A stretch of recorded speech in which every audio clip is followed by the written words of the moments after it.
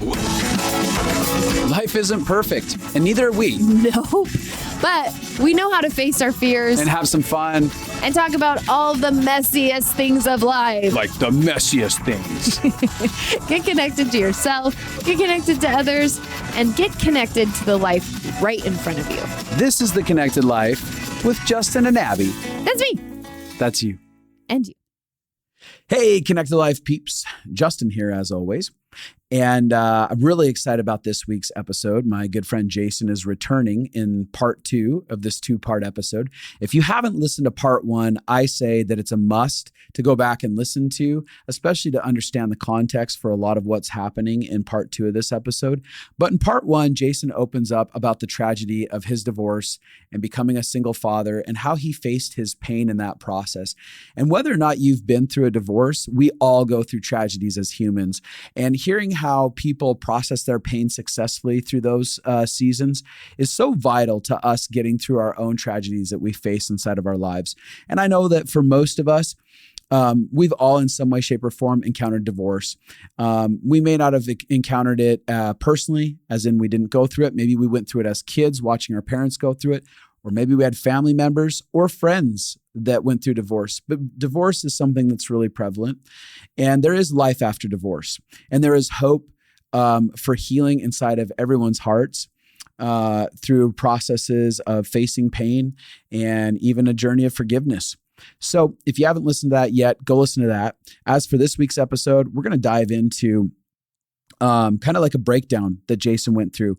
And these breakdowns are pretty prevalent in the world. And a lot of times people don't talk about the breakdowns that they have. And Jason is really vulnerable and invites us into his space to go through a process that was really rough for him. And it wasn't just due to the divorce. That was something that he was actually able to get through to the other side of. But then life got messy again. And that's part of what we do here at The Connected Life. We talk about the messiest things in life and with the hopes of giving hope to people who listen and also go through that messiness. All right, with all that said, go ahead and jump in here. And remember, if you're impacted by any of this, rate, review, subscribe, and share. That's the gift you can give us for our time on this. Anyways, enjoy.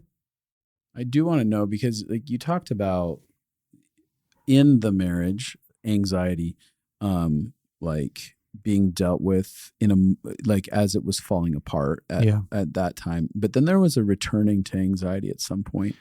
Would you mind kind of elaborating a little bit on what happened there? Yeah. So 2009. Okay. So 2007 was my divorce. 2009, I ended up in a nervous breakdown. Yeah. And it was just horrible. You know, what had actually happened was... You couldn't even move your hands. No, I couldn't. Yeah. What actually happened was my life was awesome. I had worked through my pain, 2007. So 2008 came and I'd been like working out, 6 days a week. Friend group was awesome. My kids were doing pretty good. And I was just at this really, really incredible spot. And 2009 had come and I'd kind of started to like, okay, I'm back in the dating game, into 2008, 2009, and I'd met Lauren and started to date Lauren. And one day I was at the gym and my muscles started twitching really bad. Mm-hmm. And it like really freaked me out. And I just got fixated on it. Like super fixated on it. Like what's happening with me? Why is it happening? When's it going to stop? So you start ruminating on it. Yeah. I didn't know I had OCD. I laugh now. Well, what happened is I went down this crazy road of anxiety. And I had anxiety day in and day out and day in and day out for months. Couldn't get out from underneath anxiety. Mm-hmm. And by the time I finally got help from a doctor, well, I was going to the doctor to get help and they didn't know what was wrong with me. So it started out with like my muscles twitching and, they try all the normal things and it's just anxiety or whatever. And then it's just from your divorce or what, I don't know, whatever. And then pretty soon, like I'm sleeping 15 hours a day. Like I'm so tormented. I'm having 2 and 3 wet dreams a night. Wow. Yeah. My body was so tormented. That was my way of actually getting a release. And cause I didn't believe in masturbation or anything like that. I've been sexual for 10 years of marriage. And so my body was just riddled with anxiety. And, this is the worst time of my life. It was my divorce times 10. Wow. Yeah. It was crazy. And, I thought I was dying. I finally got to the point where I'm like, I'm dying. I was getting MS tests and cancer tests and rheumatoid arthritis tests and while dating Lauren. So this is all happening while I'm like trying to build my life, which just felt like a cruel joke, right? Like, yeah, absolutely. I finally find this girl that I really like, who's awesome. And now like my life, I'm dying. I don't know what's happening to me. And here's what really spurred it on. Here's what happened is I'd worked through all the pain of my divorce. Life was awesome. And I really had buttoned it all up. It was great. And then I think to myself, like I start to get in this awesome season and I'm like, oh, now I'm going to go kick butt. Now I'm going to go win, right? Like I've been freaking dog chained up to a tree this is how it felt, right? I'm grinding every completely. day. And now I'm going to go win. And so I so overloaded myself. I started writing a book, Winning the War Within, my book now. And my dad was like, hey, you should write a book about how to work through pain. Like you have some profound insights that people could use, which was great. So I started to write that book and I had a contract for that book. And then I got pulled into helping to write a book for More Revolution, which was awesome. And then I got pulled into another book project because I'd figured out that I could write. Yeah. So I jumped into another project, writing a book for a really incredible woman named Tracy Evans, who's a missionary. She's like the Apostle Paul, like crazy stories and stuff, but real life, like here today. And so I started writing that, and then I jumped on More Revolution's board, and I'd travel and speak, and I'd speak, just a lot for that. And then I was on my dad's board, Chris Fountain Ministries, and just helping to, grow and do stuff there. And I was a school ministry pastor, which basically meant I was in charge of 65 students, which that on its own was a big job. I mean, Abby did enormous. that job. Yeah. And it's just one of the most demanding jobs, right? At least emotionally exhausting. And then I was, doing up to 20 counseling appointments a week with that. And then on top of that, dad, being a single dad, raising kids. And so when I look back at it now, my body just went, F you. Yeah, I'm done. I'm done. I'm out. Dude, I'm so freaking done with you. Yeah. And you're not listening. Oh, and I had started helping in the men's purity group here. So I was, helping sex addicts. And the problem is it's so easy to justify all that. Yeah. Because like, well, what one do I stop? Yeah. Like, do I not be a pastor? I love it. Do I not counsel people? Like I'm seeing people's lives changed. Yeah. And do I not write books like, this is how I sow into her ministry. This is how I sow into More Revolution. Like I want to get out the stuff that helped me so much. Like I want to get that out. Right. And it's like, and then I have this relationship that I'm building on top of it. And so I had just freaking so overloaded my nervous system that on top of my OCD, which again, I didn't know I had. Did you get diagnosed later in life with OCD? At 38. You're like, oh, that makes sense. That makes a lot of sense after watching you in your fishing season. Decided to take on learning how to do fishing. Oh yeah. Fly fishing. Fly fishing became my escape from anxiety. Yeah. I mean, it basically became a friggin' professional fly fisherman, built fly rods and tied flies at the highest level and fished 4 days a week. And, that was my drug. Yeah. And I just didn't know how to get out from underneath. That feels so tormenting. It was so tormenting. And I remember at one point, I was just so done. I couldn't walk a mile. My body hurt all the time. I couldn't I couldn't use my hands. I'd have to drink water with by holding a cup with two hands. Like, it was horrible. And worse than the physical stuff was the mental stuff. I was so terrified that I was dying. I was so terrified that like that my body was becoming nothing. And so just the pictures that the story I would tell myself every day was just, it was literally like being in hell. And I know that all too well because of my panic attack season. Yeah. I'm convinced that I was going to die after I'd come back from almost dying and I was fine. And then I'm like, what if I'm dying again? Yeah. It's horrible. Yeah. It's horrible. Yeah. The fear of anxiety, the anxiety about having anxiety is the worst anxiety you can have. It's real bad. Yeah. People who have had panic attacks, they really get that. The anxiety about more anxiety. Yeah. Yeah. And they're wishing that we weren't even saying the word right now. Like, how do I turn this off? Because I don't want to remember that that's a thing. So finally, my oldest sister, she was like, hey, you need to get on medication. Yeah. And I don't want to, like, I don't know, man. I even to this day, like, I've never drank a full beer. I never smoked. I just don't like that. I don't want to. Yeah, it's not you. It's not me. And I don't have any judgment for it. I mean, my wife drinks a glass of wine or whatever. I like it. I don't even care. But for me, I just never wanted to feel out of control or altered, whatever it was. Yeah. So I was so scared that medication was just going to, like, put me in the zombie state or whatever, but I was desperate. I mean, I was desperate. So I did. I got on medication, and that was the first night. The first time I took clonazepam was the first night in a year that I felt like I might make it. Wow. Yeah, I remember going to sleep. I took it and I went right to sleep because I was terrified. I went right to sleep. And I remember waking up and being like, oh, I feel pretty normal for the first time. Wow. It was amazing. Wow. And there's upsides and there's downsides. You know, for me, medication made it a fair fight. Yeah. I was so wore out. Yeah. And I wouldn't have been able to get out of it. Wow. The negative side of it is I was on it for 10 years. Wow. Which is a long time to be on that. Yeah. That's really rough on the body, isn't it? Yeah. It can be. Especially getting off.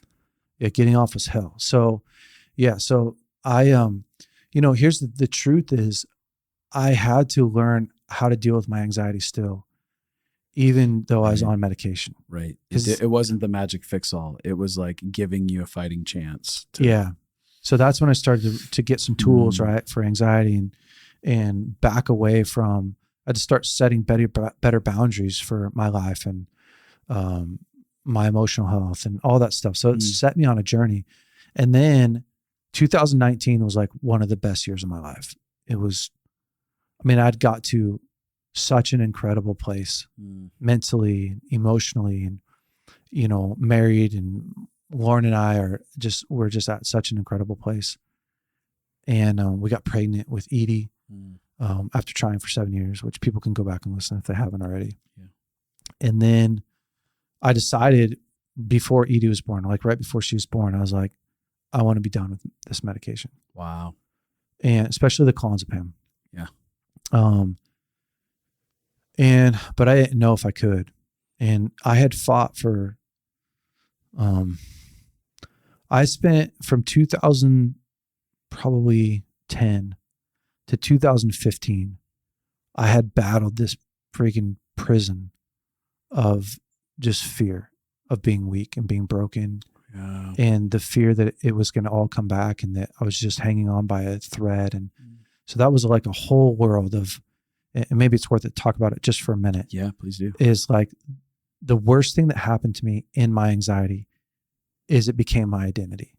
Yeah. And I felt so fragile, right? Because I can't use my hand. I went from I went from being this really tough firefighter guy, like you're very capable outdoor guy. Yeah.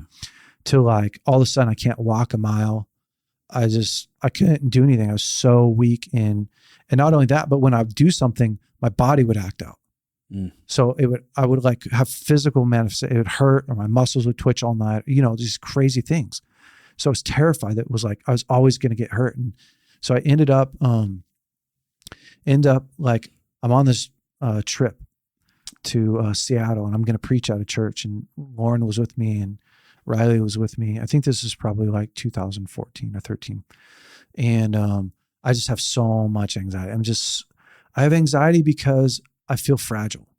Oh yeah. I felt that when we were at the peak of our sickness, especially the idea of like, there's an expectation on me and I don't know that I can even make it and function inside of this space. I don't know if it was like that for you, but that was one aspect. I was just so afraid that something was going to happen to me, and anything. If I played basketball for 10 minutes, I'd be like, oh no, what's going to happen? Yeah. Anything like that. If somebody came and like hugged me really rough, I'd be angry because I'm like, oh, what's going to happen? Like anything like that. Right.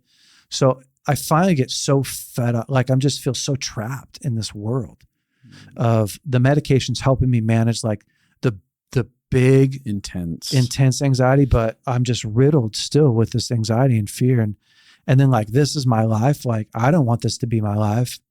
This sucks. So anyways, I get really down and I call my dad. I'm crying. I'm supposed to preach in like an hour. And, I'm talking to him on the phone, and I'm just telling him like, I just have anxiety and just have all this fear. And he says, hey, there's this word written across your head. He's on the phone, but this is how my dad operates. Yeah. He gets this imagery. Yeah. He said, there's this word written across your head. It says fragile. I'd never thought about that until this point. And when he said it, I just broke down crying. Cause like somebody just like it just felt like he saw me for a second. And he said that thing, that's a spirit. Like and we talked earlier about your body, soul, and your spirit. And sometimes they mesh together, right? Like he was like, that's a spirit. It's convinced you that you're fragile. And he said, son, you're not fragile, you're agile. That's who you are. So he gave me this prophetic word, right? And like it did something to me. In that moment, I was like, oh, wow. I felt like that was true. It's like in my spirit, like I felt like, oh my gosh, that's right. Like that's what's happening. And so then I thought to myself, like, okay, I have to partner with this word. Like I have to partner with this idea that I'm not fragile, I'm agile, right? And so I just was like, okay, well, I'm going to go walk on the treadmill for 5 minutes. Like I knew enough to go like, you don't have to go prove that you're agile. Like you don't have to go like lift 5,000 pounds. Right. I was just like, what's something that you can do to just partner with this? And I told myself, no matter what happens on this treadmill, like I'm going to walk the full 5 minutes and then I'm just going to be okay with whatever happens. So I get on the treadmill and I walk. And like 2 minutes in, my big toe starts to tingle. Which doesn't sound like any big deal to anybody. But when you're in that cycle of stuff holy in your frick, body, dude. yeah, no, it's like, oh, here it comes. Dude, it tingled for a week. Wow. For a whole week. Wow. And I just went like, you're not agile, you're fragile. No, you're not. Or not fragile, you're agile, right? Like you're okay. And then there's a guy named Bob Hazlitt. He came to speak at Bethel. So I did that, like I did the whole conference there or whatever. And I'm just like working through like, okay, working through this anxiety and not fragile. I'm agile. And I went, Bob Hazlitt came to speak at Bethel. And when he was speaking, I just felt like, man, I really want to talk to him, which I don't really ever do to the speakers. I don't typically care. Yeah. But I just told my dad, like, I'd really like to talk to him. Can you get me just a little bit of time with him? And he's like, yeah. So I had like 45 minutes with Bob, and I just explained when I was with him, like what I had been going through. And he said, oh, you're trying to work for freedom instead of from freedom. And excuse me one sec. Yeah, you're good. I gotta get some water. And I told him, I said, I know in theory what you're saying. Like I've preached that message before, right? I got the notes to that one, but I must not have a clue what you're talking about. And he said, well, you wake up in the morning and you check yourself to see where you're at, what's wrong, and how to avoid this pain and go through your day. And he's like, that's fighting for freedom. Right. And he said, it's beginning at the deficit and examining what the deficit is. Yeah. And he said, you need to start with who God has made you to be, who he's already prophesied you to be, right? You need to start from this place of freedom. I am, regardless of your symptoms. Yeah. Right. Which was the hard part for me. It's like, I had to get out of bed. And so here's what I learned to do. For 5 years, I had been checking, unconsciously checking. Right. It's just my pattern. I'd wake up and be like, mental note, all this stuff, blah, blah, blah, and then like worry about it throughout my day. I, on a very tenacious level, very intentional level, very OCD level, use it for you, started to go, I'm not going to check. I'm not going to worry. I'm going to be kind. I'm going to be intentional with myself, right? Like I'm going to be patient, but I'm not going to bow to that. Yeah. I'm no longer going to see myself as that.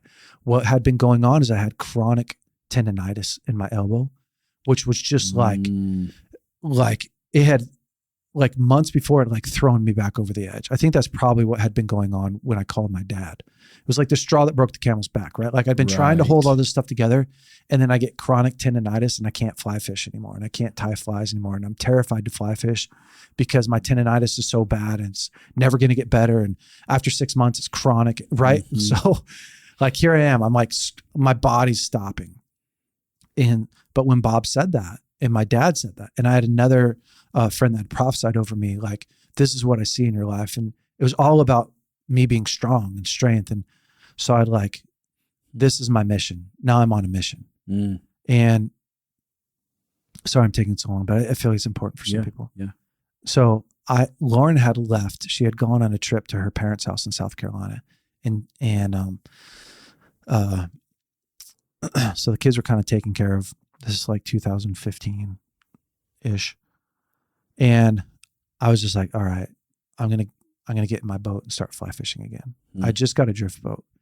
But rowing the drift boat's a lot of work, and fly fishing is a lot of work. And I have this tendonitis, and I'm trying not to be afraid and scared. I'm trying to, work from a place of, power and love. And so the first night she's gone, I get out in the river and I fly fish for a half an hour, which is longer than I fly fished at all.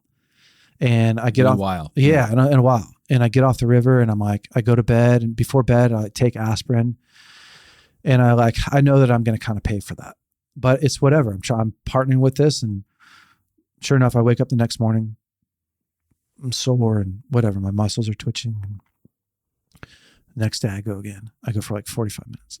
And the same thing happens. Next day I go again. I go for like an hour.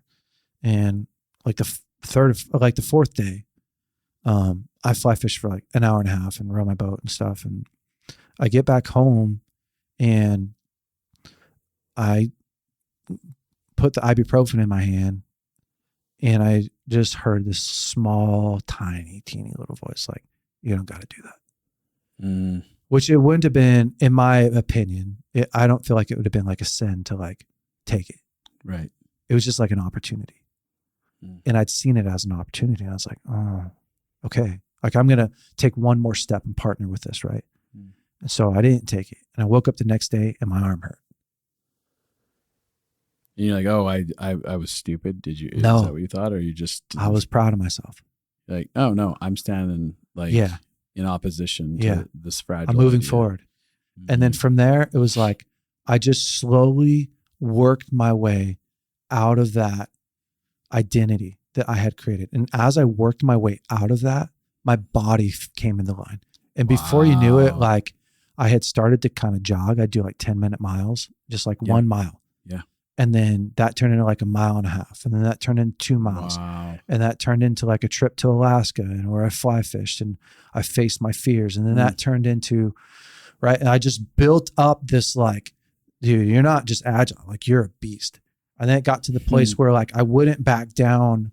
Anything that physically scared me, I wouldn't back down. So I like had these attack dogs attack me because I was watching their trainer train them, and I was at a shooting range, and I was like, I want to try that. I'm just going after it. So I put on the full suit, And there's 2 of these dogs, and This is crazy because you didn't even want to barely do anything. Now you're like, if somebody I'm ready to hugged put me- on a suit and have a dog. I had these German Shepherd. Like if somebody hugged me wrong, I'd been frustrated. Yeah. And I just slowly over a year time worked myself up into like, this is who you are. Yeah.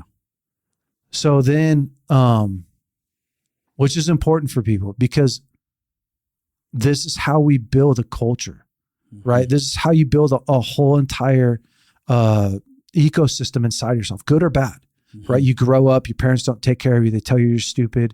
You think you're stupid. You grow up and you repeat stupid things. I mean, you live out this disconnection. You grow up, you're disconnected from your parents and you never really bond to them well. And then you don't bond to anybody well. And you just live out these identities over and over and over again. And it's so freaking hard to 1, pinpoint it. And 2, like, how do you break it? Yeah. Well, you just have to do it every day.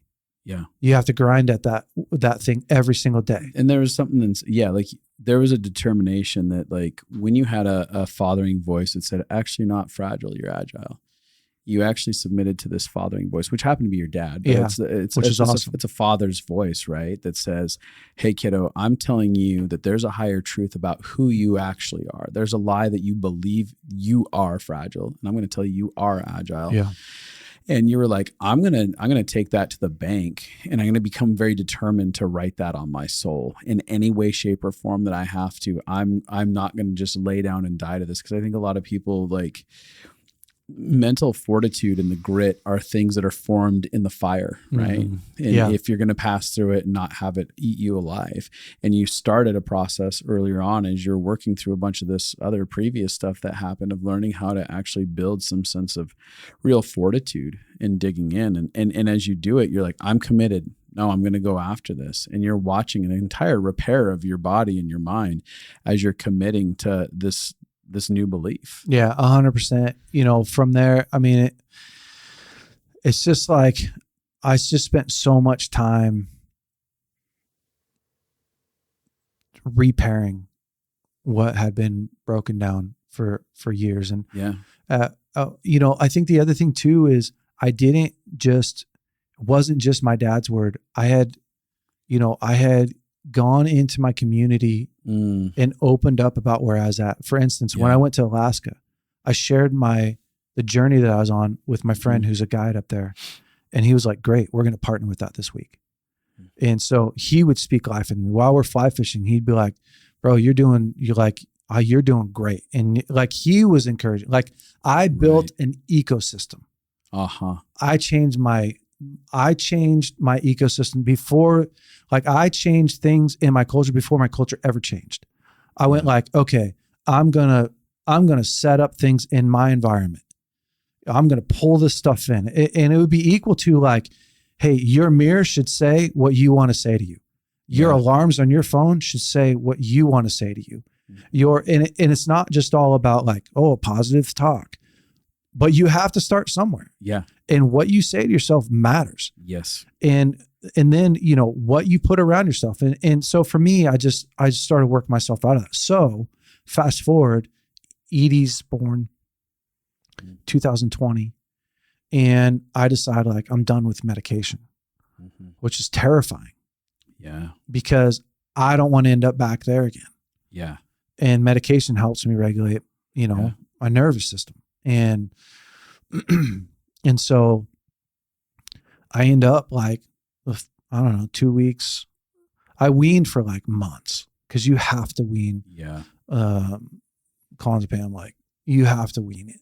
Yeah. I've big heard some time. crazy stories. Yeah. With doctors stuff. I mean, it's really hard to get off of. Yeah. So I wean. Finally you get all the way off of it.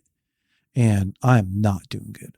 I just have tons of anxiety again. And I'm like, frick, I'm back here in anxiety land and struggling with it really bad. So I call my friend, Dr. Margaret Nagib. She's a licensed psychologist. And I'm just explaining to her like what's going on inside of me. And I'm asking her like, am I ever going to not feel anxiety again, looking for comfort? And she was like, nah, you're always going to feel anxiety at some point. Human beings feel anxiety. Right. She was like, hey, this just happens. It's a piece of life. There's not going to be a way to eliminate it, all of it. She's like, you're just going to know how to deal with it. because anxiety is neither good nor bad. You stand in front of a train, you want a little bit of anxiety to get off that track. You jump in a pool of sharks, like you need a little bit of fear to get you out, bad plan. Mm-hmm. So I started explaining to her what's happening in me though. And she goes, Jay, like what you're telling me sounds a lot like what people who struggle with OCD have. Interesting. Now, she never said you have OCD. I was like, oh. Then she started to explain like, here's what's happening in your brain. What's happening, and I'll just do a really layman's, I'm not a doctor. I don't even claim to be one. So she's like, but here's what's happening in your brain. You have a thought that comes into your brain, which every human being has pretty much close to the same thoughts. Mm-hmm. And like normally where someone, like if you looked at your skin and you saw a red spot on there, you may go, I wonder what that is. Is that okay? You're just evaluating it, right? Yeah. Just data. But my brain goes, it fixates on that. And it goes, I wonder if that's cancer. What if it's cancer and I don't know? I wonder what other kind of disease it could be. Like my brain. Right. Now you're chewing on it. You're chewing on it for an answer until you get a solution or clarity. Yeah. Yeah. Which never happens. Right. It's never going to happen because as soon as I get clarity on this one, I find another one. Right. And then when I get clarity on that one, I find another one.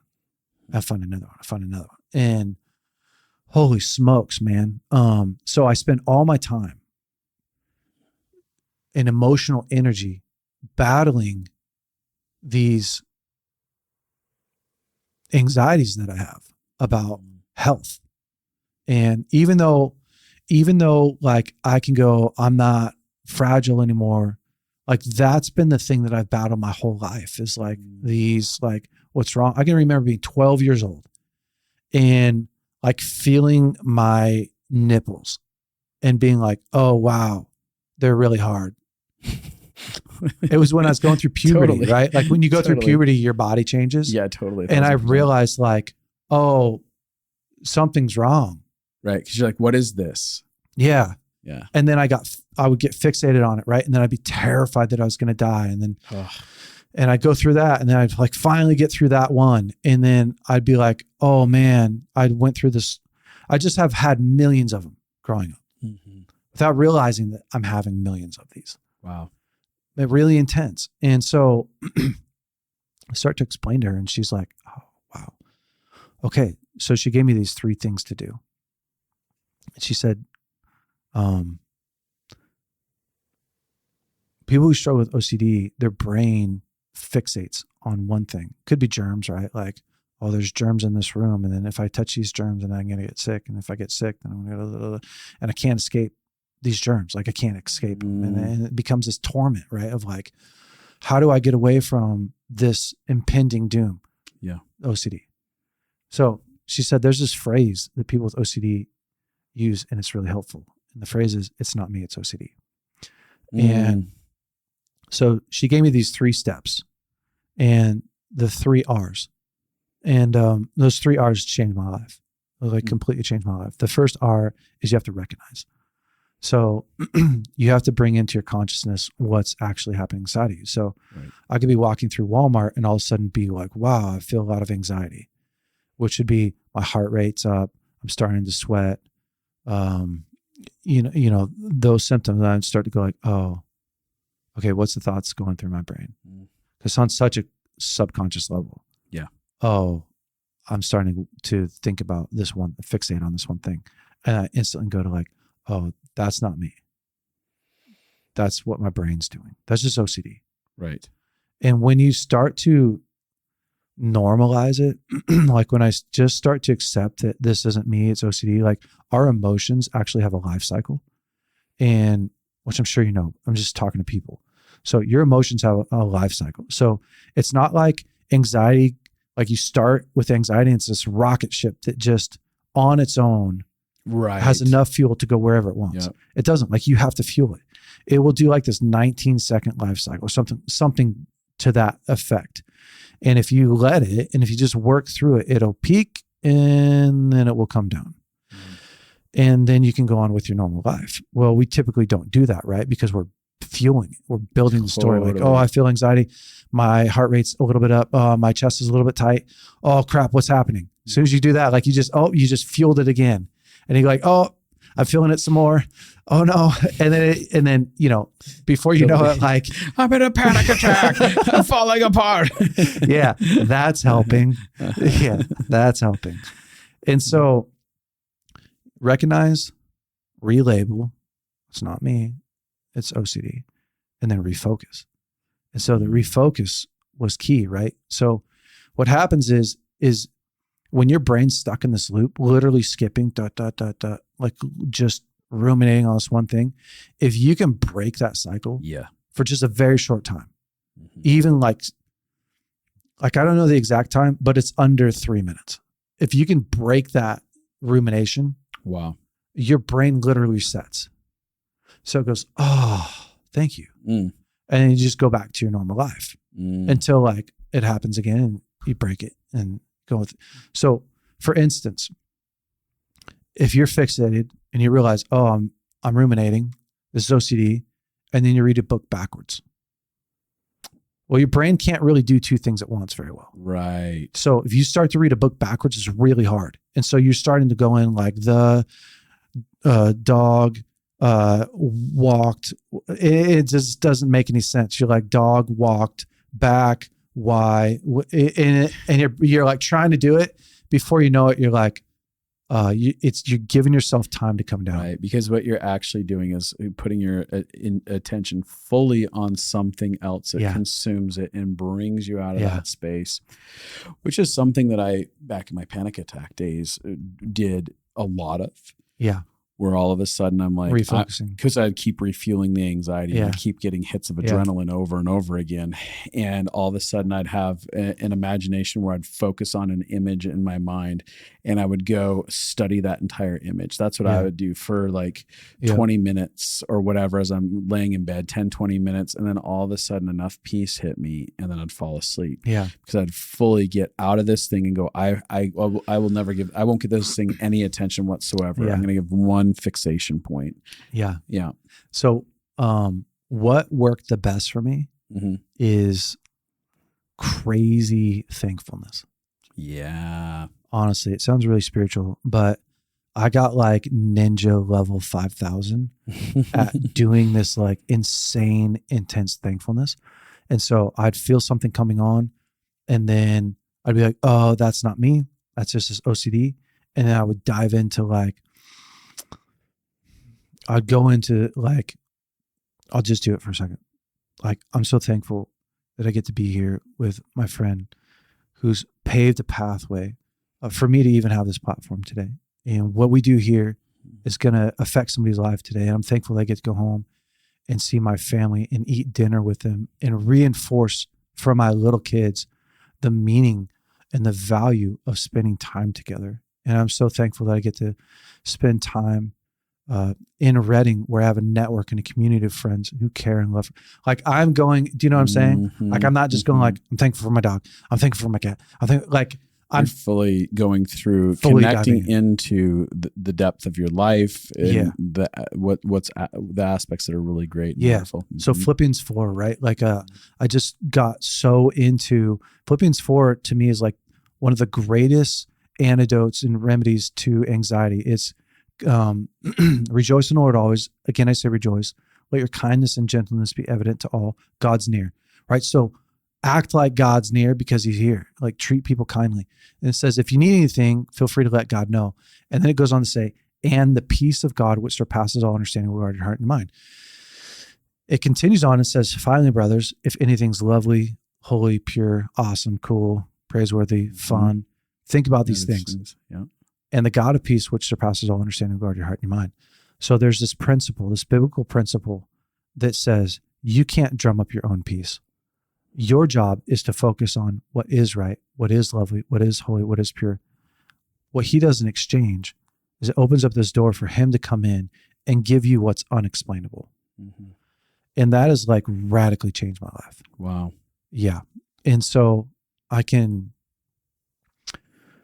attest to, it's not that I don't have days of anxiety. I feel anxiety right now. It's that it never, ever controls my life. And more importantly, I've started to understand the source of it and how it works. And, Margaret would say this too for people struggling with anxiety. Like, if you realize it has a life cycle, you can work yourself through like practically what's happening, right? So name it, go ahead and name like, oh, I feel anxiety right now. And, oh, it's coming from this belief system right here, right? Like there's never going to be enough, or something bad's going to happen to me. And then you refocus and start to go like, okay, is that really true? Is a story I'm telling myself, is that actually the highest truth? Or is it a projection of my past or my greatest fears? Or what would happen if I didn't have that thought?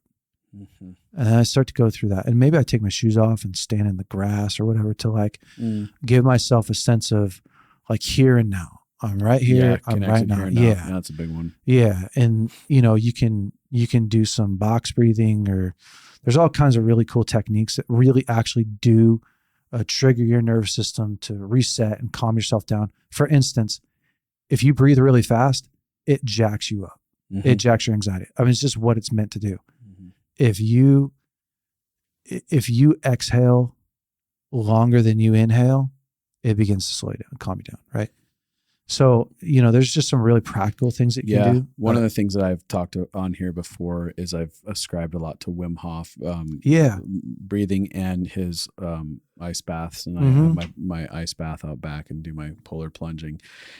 And what it required is fully calming yourself down. It taught me how to really regulate myself because I can hear him talking even about just be in this moment, breathe. And I would jump into listening to his breathing technique. I wouldn't do the breathing in the water in case I passed out in it, but I would listen to his voice on the breathing thing. And I would start calming myself as I sat in the cold water. Yeah.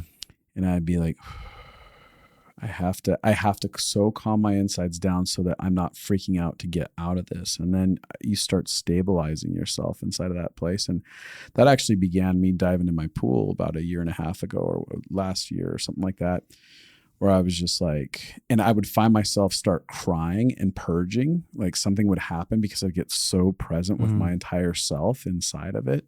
Cause you can't stand there and not be present. But like you said, it's the issue of that, like, oh, I'm breathing, I'm here in this space, I'm not letting the ruminations take place and stuff like that. Yeah.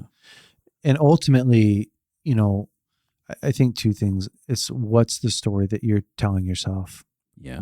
When I look back at my life, I mean, I just spent so much of my life creating stories that weren't really happening, fictitious stuff that I don't know that I feel shame about it. I just didn't know that that's what my brain was doing. Yeah.